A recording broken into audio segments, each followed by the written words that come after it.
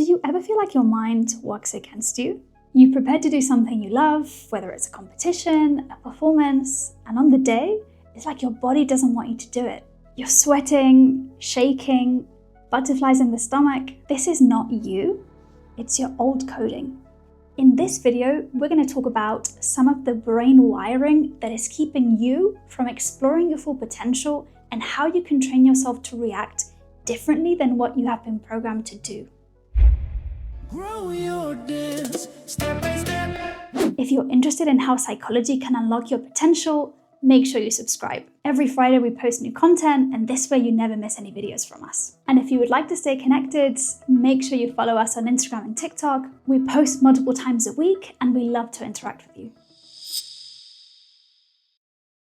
As a first port of call, we need to understand our wiring. Imagine that your body is like a computer, and imagine your body is the hardware and your mind is the software. Notice that though the hardware is important for the computer to work, it's really the software that runs the show. Here is our problem. Our software is millions of years old. The objective of pretty much every single bit of code that we have is survival. In other words, our brain is not wired for us to be at our best or to explore our potential. It's literally wired to keep us alive. This has implications for when we expose ourselves to situations where we want to elevate our performance. Let's get into it. One of the oldest bits of code that we have embedded in our brain has to do with survival mechanisms. It's also known as the stress response. The stress response is a physiological program in our coding that is triggered when our brain perceives a threat. If you think about it in terms of evolution, this makes perfect sense. Think back to when we lived in caves. We were regularly exposed to mortally dangerous situations. Imagine being chased by a tiger. Your brain needed a way of very quickly activating your muscles in order to create a response that would hopefully help you to survive the dangerous situation. This is what is commonly known as the fight, flight, or freeze response. Here's what happens in your body when this response kicks in. When you're in fight mode, your body floods with adrenaline, your muscles tense up, and you basically get ready to battle the threat. When you're in flight mode, your heart rate spikes, blood rushes to your legs, and it's like your body is preparing you to run away as fast as possible. If you're in freeze mode, sometimes your body just locks up. It's like you can't move, you can't think clearly, like your system just overloads and it shuts down. Notice that the stress response is automatic. If you're running away from a tiger, you don't have time to think, ponder, and decide what you're going to do next. The physiological reaction happens without any conscious thought. This level of automatic response is awesome if you're in serious danger. It's exactly what we want. We don't need to think about it. That was brilliant for survival thousands of years ago. But here's the catch. Most of us are no longer in physically dangerous situations, but our brain continues to activate this response. Why is that? Because our brain has learned to identify threats from other everyday stressors. I want you to take a second to fully absorb this, because when you really think about it, it's kind of crazy. This means that our brain cannot tell the difference between being chased by a tiger or performing in a Jack and Jill competition. From a neurobiological perspective, both are perceived as threats and both activate the same response. Like, isn't that mad? Our stress response has been honed over centuries, and it is one of the most acutely sensitive systems that we have. Just a little bit of danger and our body kicks off the alarm bells. The point here is, this isn't faulty wiring, this is just our brain trying to keep us alive. So, where does the stress response usually show up for dancers? In situations where our brain perceives a threat or there are consequences to our performance. Usually things like performing in front of people, being recorded, teaching a class, being in a competition environment, or even sometimes just a social dance environment can be perceived as threatening for some people. The subjective evaluation of how threatening a situation feels is really determined by individual experiences. If you are someone who has done a lot of sport competitions and then you compete in dance, your brain may get activated, but because there's a certain familiarity there, perhaps your response is less than somebody who has never competed before.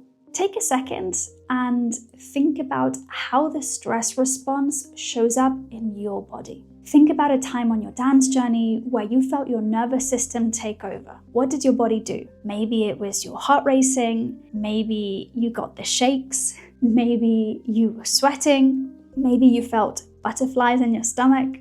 All of these are physiological responses being driven from your nervous system, which was in fight, flight, or freeze mode. The problem is that in a dance context, these adaptations are actually not helping us. They interfere with our performance. In dance, our body has to be free to move, so actually being in a stress response won't help us perform. That doesn't mean that feeling these things is a weakness. What it really means is that this needs training. Training calm, training serenity means giving yourself the opportunity to show up authentically, even under stressful conditions. So let's talk about how to do that. The thing with training serenity is that it's a long-term game. Like with all psychological skills, knowledge is not enough. You actually have to put in the reps to reap the benefits. So how do we work with a stress response? We need both short-term and long-term strategies for in-the-moment stress, but also building our capacity over time. Here's the thing, you really can't just pull out a tool in the heat of the moment under stress if you have never practiced it before. So the long-term work is what actually makes the short-term strategies really effective when you need them the most. Talking about short-term strategies, these are the tools you want to use when you're already feeling the stress on your body. You're already feeling that response kick in, whether that's right before you perform, middle of a class, an audition, whatever the case it may be. So the first tool you want to think about is your breathing. When your stress response activates, your breathing tends to become shallow and rapid. And what that tells your brain is you're in danger, and that creates a little bit of a cycle. I want you to try something for a second. If you think about watching a scary movie and there's suddenly a jump scare, what do we tend to do? Right? Sharp inhale because the body is trying to retain oxygen. What about when you feel a huge sense of relief? Long exhale. This is what we do when we adjust carbon dioxide levels, and it's actually the thing that helps your body to relax. Slow, deep breaths. There's a ton of tools out there. Box breathing works really well, and what that does is it tells your brain, we're here, we're safe, we don't need to run away. The reason a lot of people don't breathe correctly is not a lack of knowledge, it's a lack of practice. So when you're stressed, what you want to do is to have practice breathing for you to be able to do this correctly. The second tool I want to give you in the short-term moment is thinking about how you reframe your stress. Often we notice we're having a physiological response and our brain labels it as anxiety or fear, but here's the truth. The physical sensations for excitement and for nervousness are almost identical. So in the moment, you can reframe this. Instead of thinking things like, oh my God, I'm getting so nervous, my heart is racing, think something like, okay, my body's getting activated, I'm getting ready to perform. Because here's the truth, you need a certain amount of nervous system activation to be at your best. You will never dance at your best if you are so relaxed you could take a nap. So embrace the activation. Your body is preparing to do something challenging. The activation is not the enemy, it's fuel, but you have to train yourself to see it this way.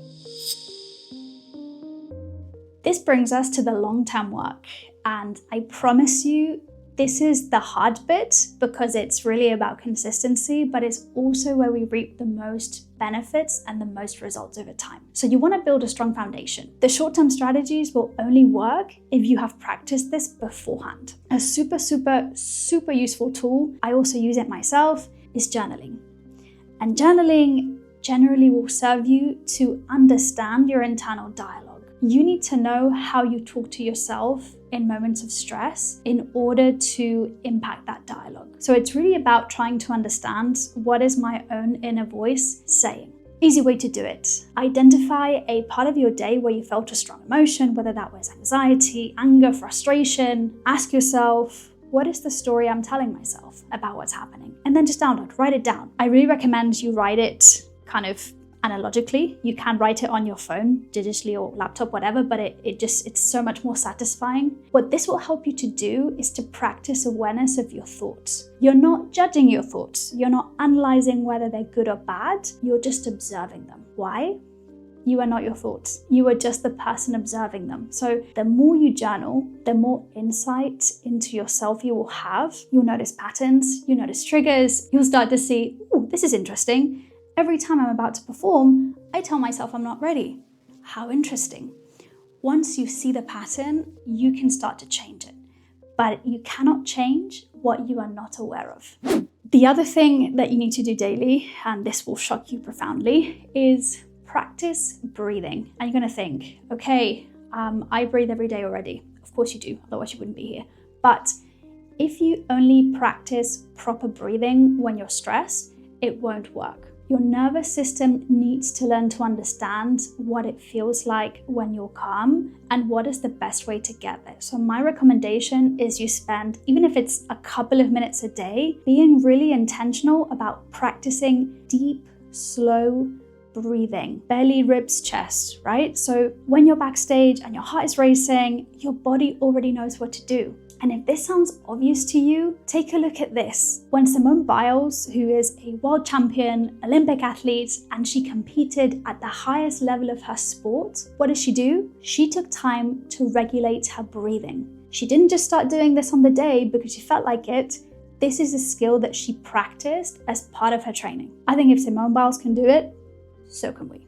The goal is not to never feel stress.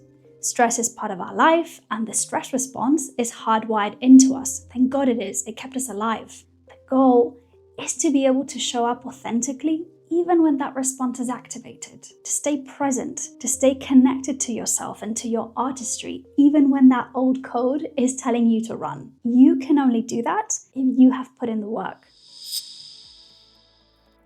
Here's what I want you to remember. Your stress response isn't broken. It is just the old code trying to keep you safe. And the very, very, very good news, you can upgrade.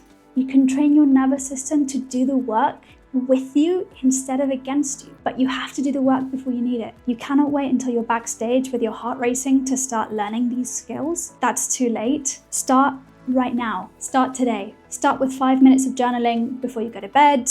Practice a couple of deep breaths when you wake up in the morning. Notice how you talk to yourself next time you're in class. Build the foundation every single day so that when it's showtime, you're not surviving the stress response, you're dancing through it.